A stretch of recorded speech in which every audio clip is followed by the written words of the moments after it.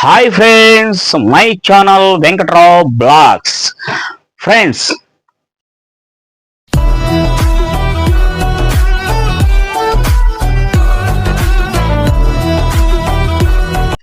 మనకి ఈరోజు ఇన్ని కష్టాలు ఉండడానికి కారణం కూడా ఒక మహమ్మారి.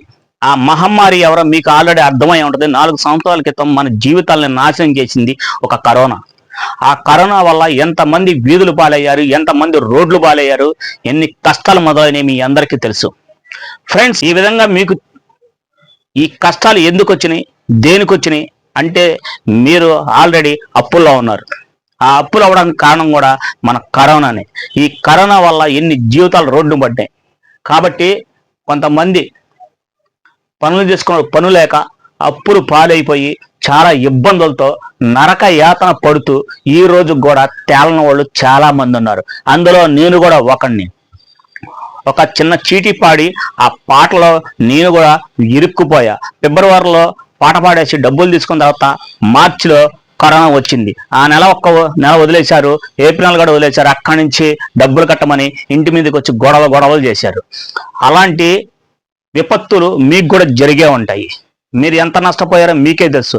కొన్ని మాల్స్, పెద్ద పెద్ద షాప్స్, పెద్ద పెద్ద రోడ్డు మీద తోగుడు బండ్లు, హోటల్స్ మొత్తం గోల్మాల్ అయిపోయినాయి. అప్పులు పాడైపోయి రోడ్డును పడ్డారు. అలాగే ఖమ్మం నుంచి ఒక ఫ్రెండ్ ఈరోజు మా వెంకట్రావు బ్లాగ్స్కి ఫోన్ చేసి, అయ్యా ఇది నా పరిస్థితి, నేను మీ వ్యాపారం నేర్చుకోదలుచుకున్నాను, ఏంటంటే అయ్యా ఇది పరిస్థితి ఇలాగుంటుందని అన్ని వివరాలు చెప్పా. అయ్యా నా పరిస్థితి అది కాదు, 16 లక్షల అప్పు ఉంది, అది ఎట్టా తీరాలి, ఏం తీరాలని ఆయన మనోవేదంతో బాధపడుతున్నాడు. మరి ఇలాగా ఎంతమంది ఉన్నారు. వాయిదాలకి నెల సొమ్ము ఇచ్చి 16 లక్షలు అప్పులు పాలైపోయి నానా విధాలుగా ఆ అప్పుల్లో నుంచి బయటికి ఈ రోజు కూడా బయటికి రాలా. పేరు చెప్పను, ఖమ్మం వాస్తవుడు. మరి అలాంటి వాళ్ళు ఒక 16 లక్షలే కాదు, అంతకు మించి ఉన్న వాళ్ళు కూడా చాలా మంది ఉండుంటారు. ఫ్రెండ్స్, మరి ఈ రకంగా మనం ఈ అప్పుల్ని ఎలా గ్యాదర్ చేయగలం? మన పనులన్నీ అస్తవ్యస్తంగా అయిపోయినాయి. చిన్న పనుల మీద ఈ అప్పులు తీర్చాలంటే, అంతంత అప్పులు తీర్చాలంటే ఎవరి వల్ల కాదు.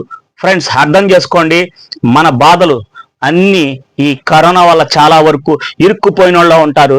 అందులో నుంచి ఈ రోజు కూడా ఎవ్వరు బయటికి రాలా. ఇది నిజమా కాదా ఫ్రెండ్స్, మీ అంతరాత్మకే తెలిసిద్ది.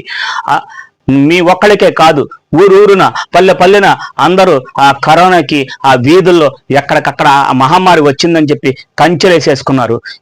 ఏ సందుకా సందు, ఏ ఊరికి ఆ ఊరు, పల్లెల్లో పట్టణాల్లో ఇదే గోల.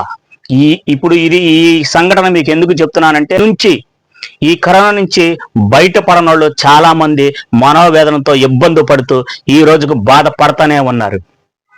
అందులో ఆ కరోనా వచ్చిన టైంలో లైన్లో నుంచి కూరగాయలు తీసుకోవడం, ఆ కూరగాయలు కడుక్కోవడం, శానిటైజర్ లాంటివి చాలా ఇలాంటి స్ప్రేస్ మనం వాడుకున్నాం.